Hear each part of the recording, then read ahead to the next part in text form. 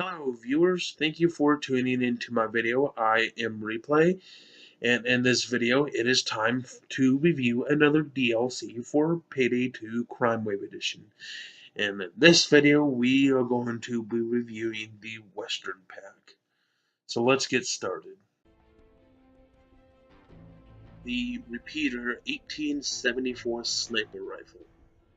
First off, let me say that I was wrong when I said that the Lebenssager had the highest clip velocity and total ammo pool, because after using the repeater, it beats out the Lebenssager with a ammo capacity of 15 shells and a total ammo pool of 45. And yes, the repeater looks like a shotgun, sounds like a shotgun, and kind of acts like a shotgun, at least in my opinion. I don't know about it, but it is classified as a sniper rifle. It has a little less range than other snipers, but has one hell of a kick, and it's noticeable when you shoot it from the hip, so it's best to shoot the repeater when aiming down sight, or else you're going to have to wait a second or two to recover from the kick before you can shoot again. The repeater can fire fast but reload slow, depending on how many bullets you've already drained out of its chamber. Uh, from 0 to 15 is going to take pretty much 14 to 15 seconds to completely reload the repeater again. The repeater can drop shields and greens in one shot, while dropping tans, tasers, and cloakers in 3 to 4 shots, and almost an entire clip just to shoot off the faceplate of a dozer. So overall, it is a good gun to use on most enemies.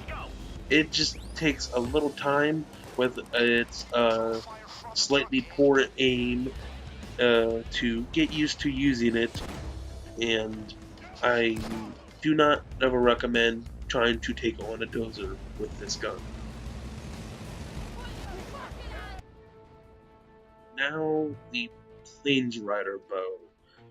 Let's just put it out there now that probably any crossbow or archery bow is better off with explosive arrows, because the Plains Rider bow is not the best weapon to use going against hordes of enemies, and it is extremely hard to know exactly where the arrow is going to land, because you have no laser sight or small scope attachment to know exactly where you're aiming at. You kind of just have to guess by the tip of the arrow.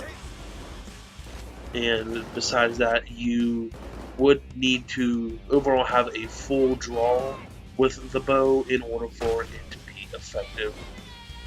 And you can't exactly take the time to do a full draw and aim and shoot at one cop while 20 other cops are quickly picking at your health. So the Planesrider bow is not the best to use, at least with its standard ammo. Using explosives for the Planesrider bow will make it more beneficial for when quick shooting or full draw, that it will at least blow up on an enemy, even if you weren't able to completely take the time to aim and shoot the arrow.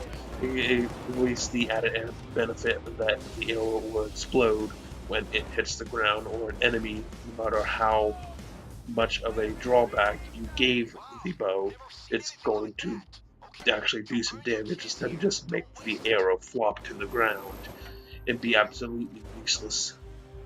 So the Planesrider bow, it's not the best weapon out of the pack, and I don't recommend using it at all, but it is entirely up to you when you use it and how you use it.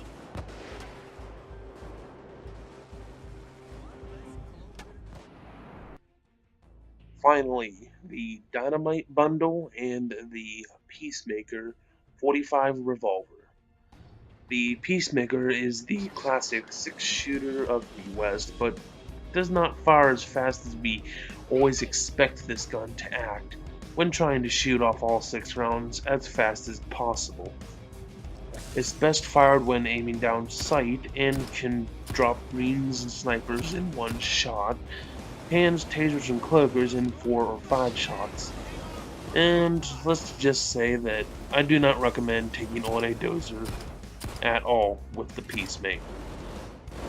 It is overall an okay weapon to use against most enemies in the right hands or even with the right skills, because the build I run with does not have skills benefiting toward pistols. So in the right hands with the right skills, the Peacemaker will be more beneficial and fun to use. And the biggest thing about it, in my opinion, is that I love the little action that you do with the Peacemaker when you tuck it away or bring it out. That cool little twirl flip or whatever that you get to do with the Peacemaker. And then there's the dynamite bundle. Generally, the dynamite is the same as the grenade, but with the added benefit of being thrown further than the grenade, and it cannot be shot in midair by enemies. So you don't have to worry about it ever exploding in your face when throwing it.